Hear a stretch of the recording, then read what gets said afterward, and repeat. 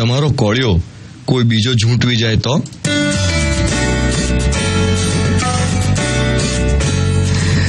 જે તમારી થાળીનું છે એ કોઈ બીજું ખાઈ જાય તો? ઉજાગરા કરી કરીને મહેનત તમે કરી હોય ને બધી ક્રેડિટ કોઈ બીજું લઈ જાય તો? આવું ઘણા બધા લોકો સાથે થયું છે. તમારી સાથે ક્યારેક ને ક્યારેક તો થયું જ હશે.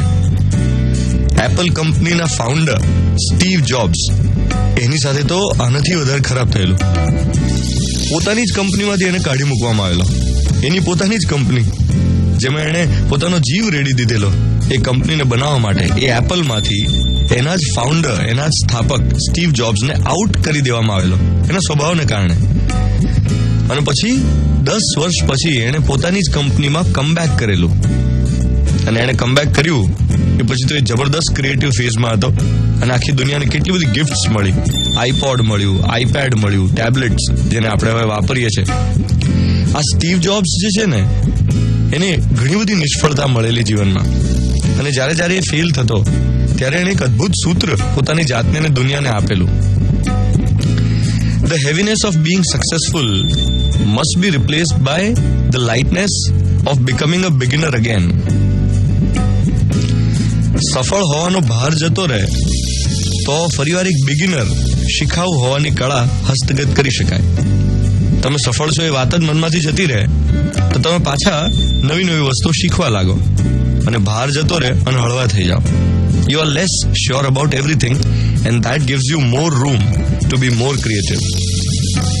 અત્યારે રિઝલ્ટની મોસમ છે અને એમાં કેટલાય ટીનેજર્સ એવા છે જે લોકો થોડાક માર્ક્સ ઓછા આવે, ધાર્યું રિઝલ્ટ ના આવે તો ડિપ્રેસ થઈ જતા હોય. And I believe it is okay two gate depressed. No, seriously, it is absolutely all right to get depressed. મોટા મહાન લોકો જીવનમાં જ્યારે નિષ્ફળ થાય ત્યારે દુઃખી થતા હોય છે અને એક જાતનો વિષાદ મનને ઘેરી લેતો હોય, ડિપ્રેસ થતા હોય. તો એમાં કંઈ ખોટું નથી.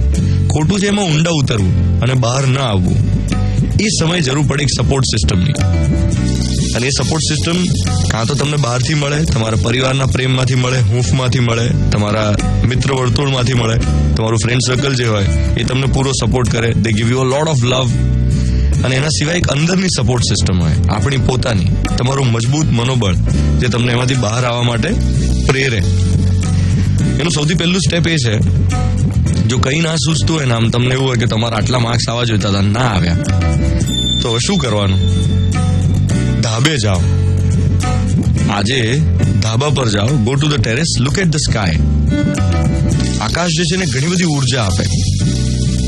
આકાશમાં અલગ અલગ રંગ જે છે એને જુઓ. આજે સૂરજનો રંગ જોયેલો, બિલકુલ ધોળો ધબ હતો. બોલો, હવે સૂરજ ધોળો હોય?